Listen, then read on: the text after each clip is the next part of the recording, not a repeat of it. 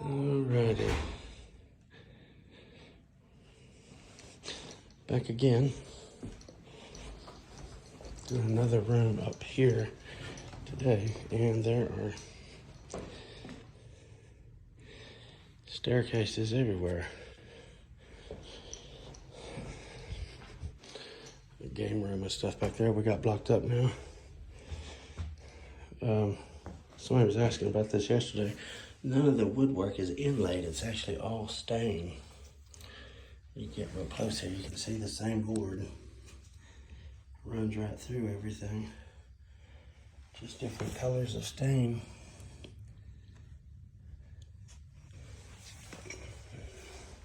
Anyway, this is what we're doing today. Right here, we got this room. This one is not a drop. I got to put a seam in it. And this closet right here. So we got to get to it. It's kind of late. It's Friday. Always takes longer on Friday to get to the job. All right. This is, we will be using 3/8 shim here up against that big fat piece of transition, and same thing in the bathroom area there. And marked out from my triangles on the sides. Oakley dokley. We have got everything tack stripped and padded, cleaned up. We got shims down. Darn it, I got them all covered up now. But anyway, well, you can see the particle board down in there. And I got them angled, tapered down here, starting straight here, and then a triangle straight, and then a triangle piece as far as the door jamb is. Anyway, you can't see it because the tack strips on it right there. But anyway, didn't have to have no shim here because the hardwood is actually up just a little bit from the regular subfloor. I don't know what they did there, but anyway, in here I did a shim, and the way this door is positioned, I just ran it all the way to this wall and then straight back there, and I cut it on a triangle like so this end would just fit. I was able to slide it right underneath of this, and then I just scored the line, cut it off to be in the center of this piece here. So this whole thing here is shim. And again, 2 layers of felt over my tack strip in the doorways. That's a funny looking felt, because before I was usually buying it at Walmart, and then I realized, oh, you can't buy felt by the yard no more at Walmart, at least our Walmart that we got here.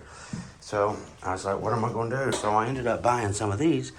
They had these in the arts and crafts section, just a pack. It's the size of notebook paper. You can see how big they are.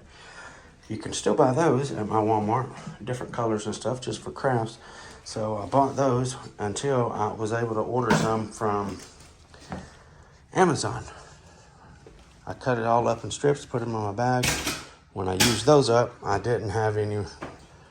I keep forgetting to get more on the van. I still got a huge piece at the house, but thankfully I've got those little squares that I actually bought at Walmart a long time ago that are sufficing me until I get my other big piece on, which it kind of stinks doing that because it takes like two and a half pieces to make one of these doorways right here. But anyway, let's go cut some carpet. The way I'm going to do this room right here, I'm going to go from this wall straight over here into that. It's like 15/6 or something, and I'll put me a seam right over there. This room is actually a drop. This way you can see 12 foot here. I don't want to put a seam right dead across the doorway. It would actually be easier, but with this, I don't want to do it. It's just not a good thing to do. Just put it right there in the doorway. So we got pivotal traffic right here coming out, and also coming into the bathroom as well, or coming out of the bathroom. And with this loop pile carpet, you definitely don't want to put a seam right where there's going to be pivotal foot traffic, which would be in both those doorways. So we are going to create a long seam because of that right over here, but at least it won't be right here. What cuts out of this will drop into this closet. And again, I got everything taped, all my holes, staples, everything taped up with waterproof tape, nice and moisture proof. Oh, also in this, I used the 3/8 shims instead of the double 1/4 inch to give us a half like I did downstairs. Anyway, let's go cut some rug, get going on. It's late. It's late, okay? It's like 2 o'clock and we're just this far. We got to get busy. Okay, got everything seamed up and ready to go. I'm gonna tie this corner off right here, stretch that way, tie all that off, stretch over here. After I get that stretched, bump that way just a little bit with the stretcher, that way a little bit, back, finish up through here. When I'm done, I will turn around and stretch from this wall back up that direction, okay? I'm gonna point this out. Check this out. Son, look at that bad boy. Bad boy. That be Oregon, son. Check it.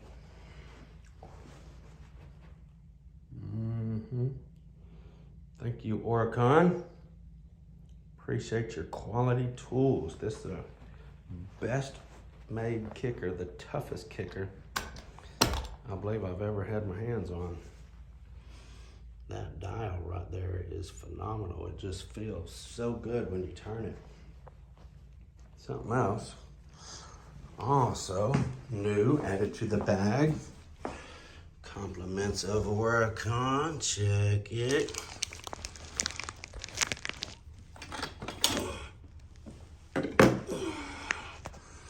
Is the Magnum.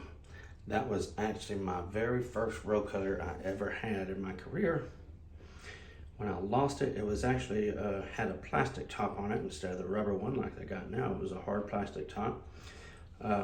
Once I lost it, that's when I switched to crane. I've never been back. I mean, until I just got these. I just love them. That little grip right there, I'm not sure what the deal is with it, but man, it just feels good. Anyway, I'm gonna grab my peanuts down, hot peanuts, and Dunkin' Donuts coffee. I'm gonna stretch this bad boy in. Once I get that done, I got this little guy to do, and we gotta hurry up, man. It's like 4 o'clock. It is 4 o'clock. Time to get busy. Alrighty. Got this bedroom done. He was sitting there using that mallet on that because somebody trimmed it just a wee bit too long.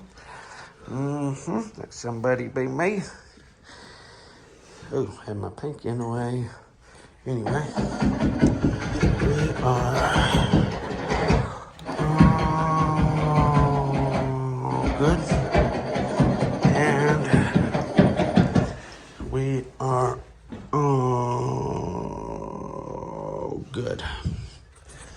Down in here, fixing to jump into that closet. Tell you what,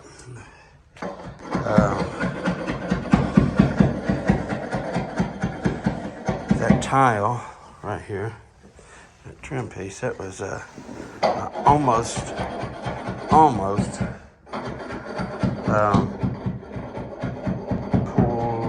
one piece of that felt out just because it was going to be hard to get there because I didn't stretch up to it, but it actually managed. We are just a touch higher also. I wish I had a 1/4 inch shim rather than a 3/8, but that's all I had. Anyway, nice clean edge, and you see this here. I did fill that gully up with that, son. Fill that gully up with that. Okay, stop playing and get this closet done. Okay, I'm sorry. Okay. So this is a little funny looking closet here, everywhere crazy going on and stuff. See my stretchers here? See my stretchers here?